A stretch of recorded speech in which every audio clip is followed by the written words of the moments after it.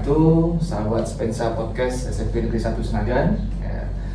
Jadi kembali ketemu kita di acara ngopi pagi Pak namanya, ngobrol pendidikan inspiratif bersama para akademisi dan guru Indonesia. Jadi kita ada ngopi pagi, ada ngopi siang, ada ngopi sore. Kalau siang itu dengan siswa kebanggaan, kalau sore itu dengan stakeholder edukatif. Nah, jadi hari ini pemirsa kita ketemu dengan salah satu tokoh akademisi pendidikan di Nagan Raya. Beliau adalah Pak Ardiansyah. Ya. Beliau sebagai Wakil Ketua Majelis Pendidikan Daerah Kabupaten Nagan Raya. Nah, berbincang dengan tokoh pendidikan tentunya tidak terlepas dari permasalahan dan kondisi pendidikan hari ini, terutama di Nagan Raya, yang merupakan pendidikan itu kan ujung tombak maju mundurnya suatu daerah.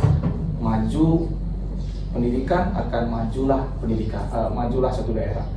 Sebaliknya, ketika mundur pendidikan maka akan mundurlah suatu daerah.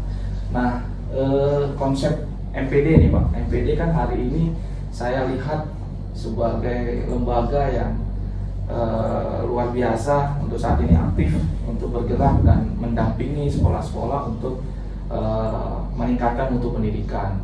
Nah, sebenarnya kalau boleh tahu nih Pak, ini MPD yang baru hari ini, ya, walaupun sudah beberapa bulan dilantik gitu ya, konsepnya dan visinya itu ke depan bagaimana Pak untuk pendidikan Nagan Raya? Ya baik, terima kasih. Ini diskusi luar biasa nih bersama kepala sekolah SMP 1 ini di podcast yang sangat luar biasa.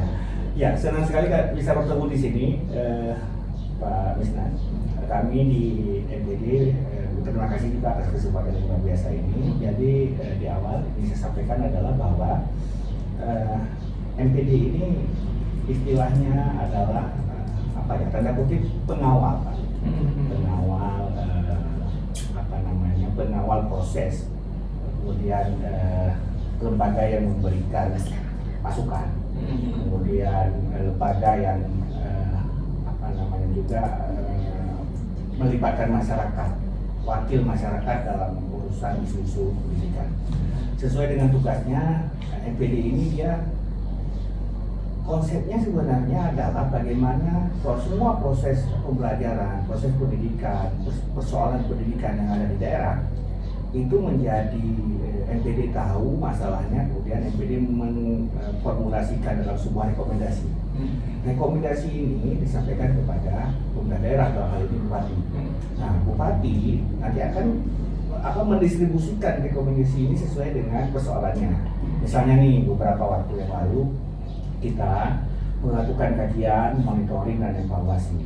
Kajian kita bahwa ada persoalan nih di satuan pendidikan menyangkut dengan mutu, menyangkut dengan karakter, menyangkut dengan kedisiplinan warga sekolahnya. Nah, itu masalahnya. Lalu apa yang harus dilakukan? Dilakukan adalah bagaimana warga sekolah dan masyarakat, orang tua itu bisa berperan aktif. Ketemulah formulasinya dan formulasi ini sudah di berbagai wilayah di Indonesia sudah diterapkan, dan di beberapa satuan pendidikan lain juga sudah diterapkan. Jamno disebutlah Jamno. Jadi kita merekomendasikan kepada pemerintah daerah agar satuan pendidikan atau sekolah itu memperlakukan Jamno. Nah, MPD berdiskusi dengan Dinas Pendidikan Kabupaten Nagan Raya. Kita ketemu diskusi dengan kawan-kawan di Dinas Pendidikan, dengan Pak Kadisnya, dengan pejabat utama di Dinas Pendidikan. Kita sampaikan, ini ada formula loh, untuk membuat suasana pagi sekolah yang lebih menarik, lebih disiplin, lebih nyaman, lebih punya goal. Jamno. Dari bersambut, Dinas Pendidikan menyambut ini sebagai sesuatu yang mereka anggap penting, positif. Jadi konsep yang kita siapkan ditambah lagi konsep di dinas, jadilah formulasi disebut dengan surat edaran. Nah, surat edaran ini kan dikirim nih ke Bapak nih. Ya. Dikirim ke Bapak, dan Bapak mengikuti itu kan melaksanakannya. Nah, kami di MPD apresiasi juga ke kawan-kawan Dinas Pendidikan dan seluruh kepala sekolah yang ada di Nagan Raya. Saat ini kita lihat sekolah sudah mulai bergerak. Jadi ini kan sudah monitoring nih Pak. Sudah jalan-jalan nih saya. Ya, sejauh mana sebenarnya tingkat perkembangan ataupun mungkin progres Ya. kegiatan Jam Nol ini. Jam Nol ini progresnya luar biasa bagus. Luar biasa bagus. Animo masyarakat juga sangat luar biasa.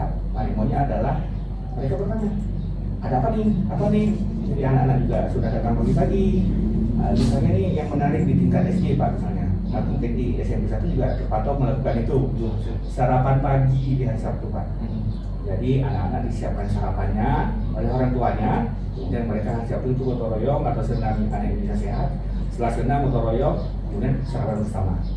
Sarapan ini kan disiapkan oleh orang tuanya Pak. Betul. Nah orang tua acara apa di sekolah nak? Jadi orang tua ingat ke sekolah. Ketika orang tua sudah mulai ada kata emosionalnya dengan sekolah, maka orang tua tentu akan mendukung setiap kegiatan anaknya di sekolah. Nah, sebagaimana kita ketahui, ada 3 pusat pendidikan, orang tua, lingkungan, dan sekolah. Itu secara teori. Tapi sekarang ada satu lagi, ada namanya smartphone. Jadi orang tua, lingkungan, sekolah, dan smartphone. Nah baik Pak. Jadi kan ini kalau Ya. kita berubah di sistem sekolah mungkin mudah Pak. Ini kan menyangkut lingkungan. Kita hari Betul. ini harus akui bersama bahwa kontrol sosial masyarakat sendiri juga sudah turun lah kita bilang. Kenapa? Contoh kecil anak beli rokok, Betul. anak di warnet dengan Betul. bebas. Ini kan di luar pantauan daripada sekolah. Betul. Nah, MPD sendiri menyikapi hal ini mungkin ke depan kali Pak ya. Ini kan jam nol berlakunya di sekolah. Ya. Ini MPD gerakannya untuk supaya ada peningkatan kontrol sosial masyarakat juga Pak. Mungkin kalau kita zamannya kita dulu sekolah ataupun zamannya kita kecil dulu, ketika kita beli rokok saja di warung misalnya, ketemu dengan tetangga kita, itu kita takutnya luar biasa Pak. Betul. Nah, hari ini itu sudah mulai hilang Pak. Nah, ini memandang ini MPD kira-kira ada gebrakan ke depan atau gimana? Nah, makanya analisa kita, kajian kita di MPD, tiga pusat pendidikan ini sedang tidak baik-baik saja. Betul. Sedang tidak baik-baik saja. Kita tidak mau bilang rusak, tapi sedang tidak baik-baik saja. Orang tua kadang-kadang ada orang tua yang tidak mau peduli kondisi anaknya. Menanyakan saja tidak ada. Ada orang tua karena menganggap bahwa sudah menyerahkan ke sekolah, maka pendidikan itu menjadi tanggung jawab ibu guru dan bapak guru serta sekolahnya. Betul. Jadi pulih diserahkan ke. Nah, lingkungan masyarakat juga nggak seperti itu. Itu kan bukan urusan saya. Itu kan bukan urusan kami. Ya, dia datang kok beli. Jadi, nah ini menjadi PR kita bersama. Kenapa menjadi PR kita bersama? Karena kita lawan satu lagi kan itu smartphone. Karena sekarang anak era digital. Saya sering sampaikan dan kami di MPD sering mengatakan, waktu Bapak di MPD itu sudah dikatakan bahwa anak itu benar anak kita Pak, tapi anak pada zamannya. Nah, anak zaman sekarang kan mereka lebih terbuka, mereka lebih komunikatif, tidak bisa satu arah komunikasinya, informasinya cepat. Kalau kita dulu kan tanda kutip intimidatif, nggak boleh ya, nggak ada pertanyaan kenapa, ya nggak boleh aja udah.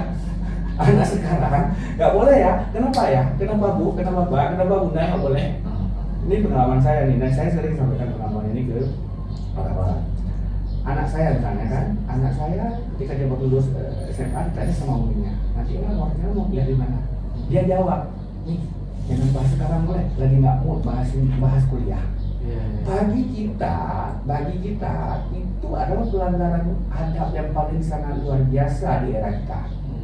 Karena orang tua bertanya mau kuliah ke mana, dia jawab lagi nggak mood untuk bahas kuliah. Itu pelanggaran luar biasa. Anak sekarang itu kan nggak pelanggaran, karena dia lebih terbuka, lebih jujur. Dia memang nggak mau bahas. Nah, apakah standar moral zaman dulu dengan sekarang berubah? Enggak, tetap takzim kepada orang tua, hormat kepada orang tua, hormat kepada guru tetap. Nah, mungkin polanya yang berbeda, caranya berbeda. Kalau dulu kita informasi pengetahuan itu ke pustaka, anak-anak sekarang nggak ke pustaka, mereka ke platform digital, ChatGPT, Google, macam-macam. Kalau dulu kita mana punya KTA pustaka, apalagi misalnya dulu saya punya KTA pustaka wilayah nih, keren nih. Sekarang nggak keren punya KTA pustaka, tapi saya dapat aplikasi baru nih, Kalau mau buat makalah di sini nih, kalau informasinya di sini nih. Ya, ada platform digital, pustaka digital ini nih. Nah, kan beda kerennya. Jadi kalau kita paksakan sama kerennya dengan zaman kita, nggak mungkin. Tidak. Karena anak itu ada anak zamannya. Nah, dunia pendidikan juga seperti itu, sekolah juga seperti itu. Nih hari ini, zaman kita nggak ada podcast nih Pak. Ada. Betul. Kita hanya terima instruksi kan, atau misalnya ada pengumuman anak-anak besok, udah kita nggak tanya kenapa. Nah, zaman sekarang enggak, mereka akses informasinya lebih terbuka. Nah, MPD, kajian kita di MPD, ini sebuah keniscayaan. Betul. Ini sesuatu yang memang harus kita hadapi, kita jalani. Karena memang kondisinya gini, mohon maaf. Ya. Jadi kan sekolah ini sekarang tanggung jawabnya juga luar biasa. Betul. Ketika terjadi persoalan-persoalan yang ada di luar sekolah, Betul. bahkan tanpa seragam sekolah pun, Betul. ya saya ingat benar, akhirnya menjadi beban dan tanggung jawabnya sekolah. Ya. Bukan berarti kita tidak mau berperan di luar sana, Betul. tapi memang yang Bapak sampaikan tadi, 3 elemen tadi kan semuanya harus berkolaborasi. Betul. Nah, jadi MPD ini mungkin suatu hari nanti ada sentuhan lah program yang memang apakah menggabungkan orang tua siswa dalam parenting atau Baik. apa, mungkin ada gitu. Betul. Nah, sebenarnya kan ini sudah ada salurannya Pak. Di sekolah itu kan ada permen yang mengatur pembentukan komite sekolah. Di situ kan para orang tua siswa tergabung dalam Komite sekolah, betul. Evaluasi kita juga di SPD beberapa saat yang lalu kita monitoring nih komite sekolahnya kadang-kadang nggak aktif, kadang-kadang nggak pernah diperbaharui sejak dilatih 10 tahun yang lalu sampai sekarang masih beliau aja ketua komiternya. Ada sekolah yang nggak pernah buat rapat dengan wali siswanya, nggak pernah buat pertemuan dengan orang tua siswanya. Ini kan persoalan. Nah sebenarnya 3 hal itu harus kolaborasi Pak. Sekolah, ada komite sekolah orang tua. Nah, sekolah kan berada di misalnya nih di SMP 1 Jeram nih, dia berada di Desa Pekanbaru, di Kecamatan Senagan. Nah, bagaimana misalnya SMP 1 Jeram komunikasi dengan perangkat desa di sini, berkomunikasi dengan camat di sini, Pak Kapolsek di sini, Pak Babin di sini. Nah, kita melihat itu. Nah, Jamnol itu salah satu solusi Pak. Misalnya nih ada upacara. Bisa saja kan SMP 1 kerjasama dengan Bapak Babin untuk melatih baris berbarisnya. Misalnya, kemudian misalnya kalau kita di Aceh itu ada maulid, misalnya kerjasama dengan kepala desanya, kami di sini ada grup zikirnya Pak, nanti kami bisa tampil di desa Bapak misalnya. Nah, kolaborasi ini mungkin belum semuanya kita lakukan, tapi kalau kami melihat bahwa FPD melihat bahwa peran komite sekolah itu belum tersalurkan dengan baik. Nah, ada pertemuan dengan komite sekolah, pertemuan dengan orang tua. Jadi orang tua harus tahu nih ada program di sekolah. Karena kenapa? Ini mohon maaf, kita sensitif nih orang tua. Apalagi kan kita sudah declare nih sekolah gratis. Betul. Ada misalnya pengutipan 1.000 rupiah misalnya. Ini kok ada apa nih? Betul. Kok ada pengutipan nih? Sekolah kan gratis, di Pungli, nah seperti itu. Nah, apakah kemudian komite sekolah untuk mensahkan kata-kata seperti itu? Enggak, tapi komunikasi. Jadi sekolah, komite sekolah, lingkungan itu harus komunikasi. Betul. Jadi kan memang kepercayaan masyarakat sendiri untuk hari ini harus memang benar-benar kita bina benar nih Pak. Harus. Memang karena sosial media ini jauh lebih kejam nih daripada dunia nyata. Betul. Nah, Sepakat. nah, terakhir mungkin Pak menyangkut masalah kompetensi guru, mungkin kompetensi kepala sekolah Bapak sebagai MPD mungkin selama ini menyikapi kondisi hari ini, kira-kira perkembangannya bagaimana menyangkut kompetensi baik guru SD maupun tingkat sampai SMA kali atau bagaimana? Nah, beberapa waktu lalu juga MPD pernah menerbitkan rekomendasi meminta kepada pemerintah daerah untuk mengevaluasi kepala satuan pendidikan. Karena ada temuan kita, ada sekolah-sekolah yang sudah cukup lama di situ. Bukan berarti tidak sukses, tapi kalau sudah lama kan harus ada penyegaran, mungkin digeser ke sekolah lain. Sama saya SMP 1. Saya belum tahu. Saya belum tahu. Intinya kita nggak lihat per satu sekolah gitu kan. Jadi evaluasi itu bukan karena salah Pak, bukan karena melakukan kesalahan atau ada banyak kekurangan, tidak. Jadi evaluasi itu adalah sesuatu yang harus dimaknai juga positif. Ketika orang dengan kata evaluasi seolah ada sesuatu yang salah, gitu. Padahal enggak. Nah, ini kenapa harus dievaluasi? Ini ada penyegaran-penyegaran. Nah, menyangkut dengan mutu, kompetensi. Kalau sekarang kan guru-guru kita ini kan dituntut untuk harus banyak belajar, Pak. Betul. Harus banyak belajar. Mohon maaf, mungkin nanti kalau salah saya dikoreksi. Ada katakanlah penambahan penerimaan salary misalnya dengan sertifikasi. Jadi sertifikasi itu agar dana sertifikasi itu bisa untuk meningkatkan kapasitas diri.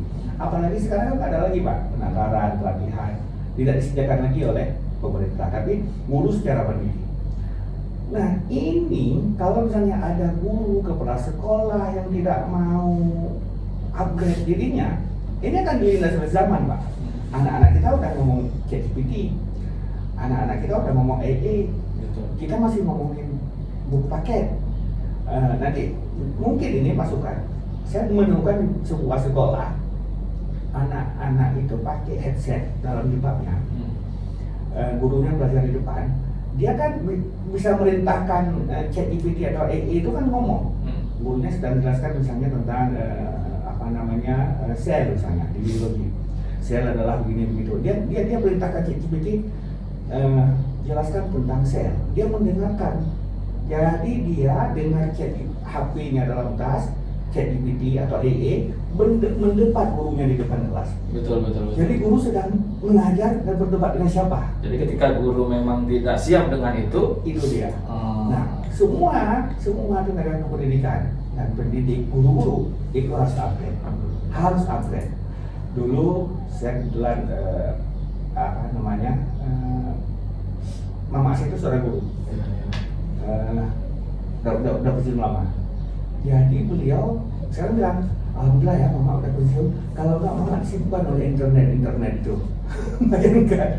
Baik Pak, jadi ini seperti yang Bapak sampaikan tadi, menggelitik mungkin beberapa bulan yang lalu menyangkut media itu kan, bahwa kepala SD, SMP, SMA bahkan SMK gitu disampaikan di media itu bahasanya itu sedikit miring sih untuk evaluasi ataupun untuk kompetensi. Jadi di tingkat sekolah madrasah itu kan nggak dilibatin itu Pak. Sebenarnya enggak juga. Jadi begini, kita kan ada soal regulasi nih Pak. Ini juga menarik nih. SD, SMP menjadi tanggung jawab pusat daerah, kabupaten kota. SMK, SMA menjadi tanggung jawabnya gubernur. Madrasah menjadi tanggung jawabnya kementerian. Jadi kalau kami di MPD sebutnya SD, SMP APBK, SMA, SMK APBA, madrasah sampai ke atas itu APBN. Oke. Berarti cuman untuk masalah lingkup kerja tetap MPD masuk bisa. Saya mau bilang begini, MPD bagian dari Majelis Pendidikan Aceh. MPD ini bagian dari Majelis Pendidikan Aceh. Jadi MPD apa boleh ke sekolah SMA? Boleh dong, karena bagian dari Majelis Pendidikan Aceh. Nah, Majelis Pendidikan Aceh itu naunginya Aceh juga Kemenang. Jadi apakah MPD boleh ke Kemenang? Ke MSN boleh. Jadi itu namanya koordinasi. Jadi dalam kandung tentang MPD itu koordinasi itu kita disebut. Nah, seolah-olah seakan-akan tidak ada evaluasi untuk kawan-kawan madrasah. Ada juga Pak, jalurnya yang berbeda. Mungkin turnya lebih ke SD SMP. Ya mohon maaf nih Pak, karena memang sekarang kan nilai jual sekolah itu kembali kita pertaruhkan juga kan. Oh iya. Ketika ada image madrasah, image ini kan jadi ini. Tapi itu mungkin pembicaraan menarik ke depan kita akan bicara masalah itu. Tapi satu sih sedikit saja. Bagi kita di MPD tidak ada sekolah umum, sekolah agama. Iya. Yang ada lembaga pendidikan yang mencerdaskan anak-anak Aceh sesuai dengan pendidikan Islam. Jadi mau jadi SD, mau jadi UNIN, itu dua-duanya harus bisa baca Quran. Jadi saya termasuk orang yang tidak sepakat ada pemisahan istilah sekolah umum, sekolah agama. Karena di sekolah umum kita juga beragama, mengajarkan agama. Apalagi di sekolah agama juga mengajarkan tentang hal yang umum. Kita di Aceh, saya mengajak kita semuanya jangan ada dikotomi lagi menyangkut dengan istilah, dan itu berbahaya. Karena bagi kita di Aceh, lembaga pendidikan di Aceh tugasnya adalah mendidik generasi yang berkarakter Islami, cerdas, berprestasi, berkarakter Islami. Jadi kalau kita tagline-nya di MPD, cerdas, berprestasi, berkarakter Islami. Jadi dimanapun mau ya di SMP, di MSN, dimanapun. Jadi sekolah di Nagan dan Aceh, kita mulainya dari Nagan dulu Pak. Iya, siap. Lembaga pendidikan di Nagan, cerdas siswanya, berprestasi siswanya, berkarakter Islami siswanya. Siap. Nah itu dia. Berarti kalau dengan SMP 1 sinkron tuh Pak, visi kami religius, cerdas, kreatif, berbudaya dan berdaya saing. Nah, Boleh, masuk dia. Jadi masuk dia. Nah, baik Pak Ardi, ini luar biasa perbincangan kita. Iya. Pemirsa, ini kalau kita bincang-bincang dengan tokoh akademisi seperti ini, emang sampai sore pun tidak akan berhenti nih, tidak akan habis. Jadi mungkin terakhir nih Pak Ardi, sebelum kita tutup acara ngopi bareng kita pagi ini, ya, untuk harapan ke pendidik di Nagan lah khususnya, ya, supaya pendidikan Nagan Raya saya yakin semakin meningkat, semakin lebih baik. Kira-kira pesan Pak Ardi untuk para guru-guru hebat di Nagan Raya apa ini? Ya. Oke, silakan. Kita kemarin itu kan melihat juga komitmen Bupati Nagan Raya itu Bapak Dr. Teguh Raja Kembangan mengumpulkan seluruh kepala sekolah, dan kita lihat mimpi Bupati itu sangat besar di bidang pendidikan, dan mimpi itu menjadi inspirasi bagi kita semuanya warga pendidikan ini, murid pendidikan, bahwa saya ingin katakan seperti ini, tidak mudah iya, bukan berarti tidak mungkin. Bahwa ini tidak mudah bukan berarti tidak mungkin. Kita sedang menuju lepas landas pendidikan Nagan yang lebih maju. Tidak mudah iya, bukan berarti tidak mungkin. Apalagi ini kan sejarah nih, seorang bupati mengumpulkan seluruh kepala sekolah SD SMP dari TK, PAUD, SD SMP. Beliau sampaikan mimpinya. Beliau sampaikan mimpi saya di dunia pendidikan seperti ini, di depan seluruh kepala sekolah. Tinggal kita terjemahkan dari jenjang yang paling rendah Pak, sampai ke tingkat SMP, kan itu menjadi kewenangannya. Betul. Ini sebuah starting point yang sangat luar biasa, dan ini harus dimanfaatkan oleh kita semuanya, oleh guru-guru, kepala sekolah, MPD, siapapun yang berbicara tentang dunia pendidikan Nagan. Ini starting point yang sangat luar biasa yang diberikan oleh Bupati Nagan Raya. Oleh karena itu, bahwa benar ini tidak mudah bukan berarti tidak mungkin menuju Nagan Raya yang cerdas, berprestasi dan berkarakter Islam. Baik, terima kasih Pak Ardi. Insya Allah ini akan terwujud ya dengan komitmen bersama, baik komitmen dari guru, komitmen dari orang tua, komitmen dari siswa, dan komitmen dari MPD serta pemerintah. Insya Allah Nagan Raya sesuai dengan yang dicita-citakan untuk pendidikan kita. Baik Pak Ardi, suatu saat nanti mungkin kita akan bisa berbincang kembali. Terima kasih atas kehadirannya, sahabat Spensa Podcast ini yang menarik ya, mudah-mudahan bisa bermanfaat untuk guru-guru hebat yang ada di Nagan Raya dan menginspirasi untuk kita semua. Saya undur diri, kami akhiri. Assalamualaikum warahmatullahi wabarakatuh. Terima kasih Pak Ardi.